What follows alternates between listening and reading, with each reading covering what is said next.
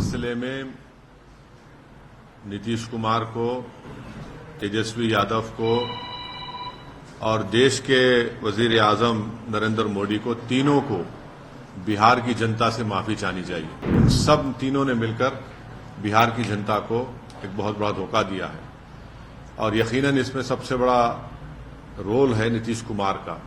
अब हम तेजस्वी यादव से पूछना चाह रहे हैं कि बताओ कैसा लग रहा है आपको? अभी आपने हमारे 4 एमएलएस को तोड़ा था, अब आपको कुछ दर्द हो रहा है सीने में? अब आपको मालूम हो रहा है कि जो खेल आप हमसे खेले थे वही खेल आपसे हो गया? नीतीश कुमार तो सिर्फ अभी तो नाम के मुख्यमंत्री रहेंगे, हुकूमत चलेगी बिहार में आरएसएस की और नरेंद्र मोदी की।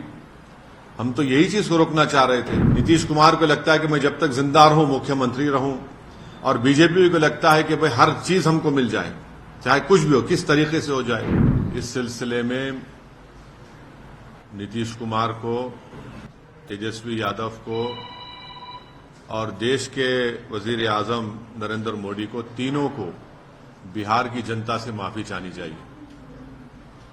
और तीनों पार्टीज ने मिलकर बिहार की जनता को जो बातें की हैं और जो वादे किए थे और अपनी पॉलिटिकल आइडियोलॉजी की बात की थी, उन सब तीनों ने मिलकर बिहार की जनता को एक बहुत बड़ा धोखा दिया है और यकीनन इसमें सबसे बड़ा रोल है नीतीश कुमार का। नीतीश कुमार कल तक हमको गाली देते थे कि ओवैसी बी टीम है। अब नीतीश कुमार को शर्म नहीं आती उसी जगह पर जाकर बैठने के लिए जहां पर हम पर इल्जाम लगाते थे। और नीतीश कुमार ने पॉलिटिकल अपॉर्चुनिज्म कहना तो अंडरस्टेटमेंट होगा, उन्होंने हर चीज का रिकॉर्ड तोड़ दिया है और कोई उनकी बात का न एतबार है न भरोसा है। मैं शुरू से कह रहा था कि नीतीश कुमार फिर से बीजेपी में जाएंगे, मगर लोग हमारी बात को यकीन नहीं कर रहे थे।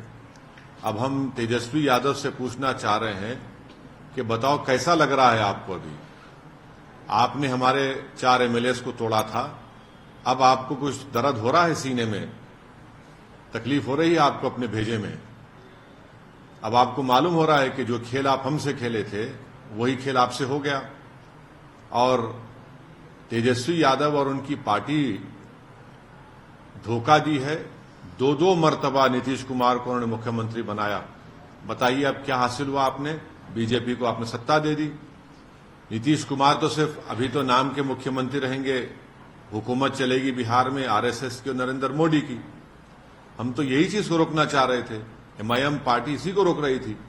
और जब हमारे सीमांचल की जनता ने एमआईएम के 5 विधायक को कामयाब किया तो हमने तो जब उनके स्पीकर के इलेक्शन में तायद की थी गठबंधन के।